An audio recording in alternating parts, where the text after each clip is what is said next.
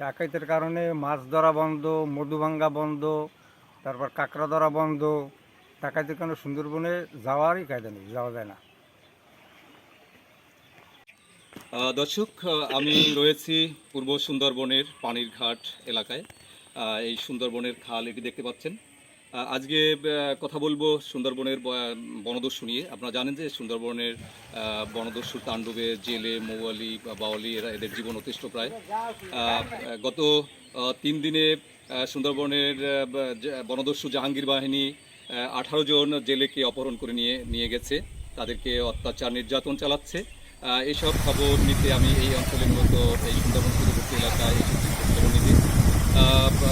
ইতিমধ্যে আপনারা জানতে পেরেছেন যে কিছু বনদস্যু কোস্টগার্ডের হাতে আটক হয়েছে, ধরা পড়েছে এবং সুমন বাহিনী নামে একটি বনদস্যু দল গত 2 দিন আগে কোস্টগার্ডের কাছে আত্মসমর্পণ করেছে। কিন্তু তার পরের দিনই আবার শরণখোলা পাথরঘাটার 6 জেলেকে আবার অপহরণ করে নিয়ে গেছে বনদস্যু জাহাঙ্গীর বাহিনী।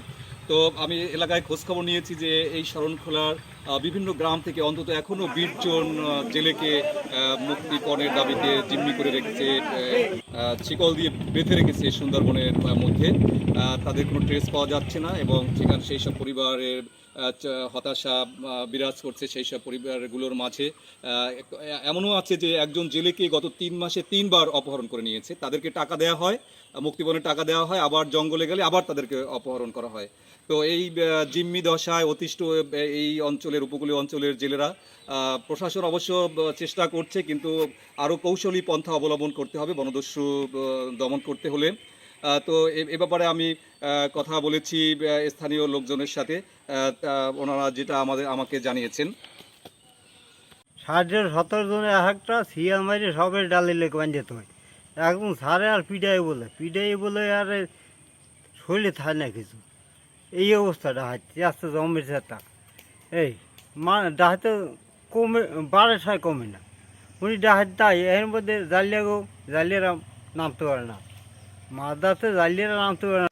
ডাকাইতের অবস্থা হইলে যাইয়া একটু টাহা দেয়, টাহা দিলে ওইটাই আর কোনো কাজ করে না। ককালে হ্যাঁ রং নাম্বারে গেছে, ফিরিয়ে আবার 50,000 গুছোই নেয়, তার মাথা কিস্তি 1 লাখ টাকা নেয়।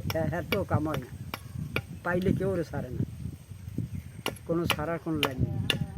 এই সুন্দরবনে এলাকায় মৌয়ালি জেলেরা নদীতে যাইতে পারে না, সুন্দরবনে যাইতে পারে না, মাছ ধরতে পারে না। এরা কীভাবে চলবে? ডাকাত জলদস্যু তারা আটকাই রাখে, তারা তাদা আদায় করে।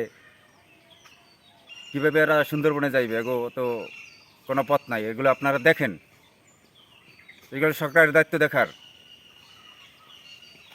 হ্যাঁ, এই এলাকার একজন লোক ডাকাইতে নিয়েছে, আজ 21 দিন হয়েছে, কোনো খোঁজ খবর নাই। হ্যাঁ, বাড়ির মহিলারা কান্দাকাটি করতে আছে।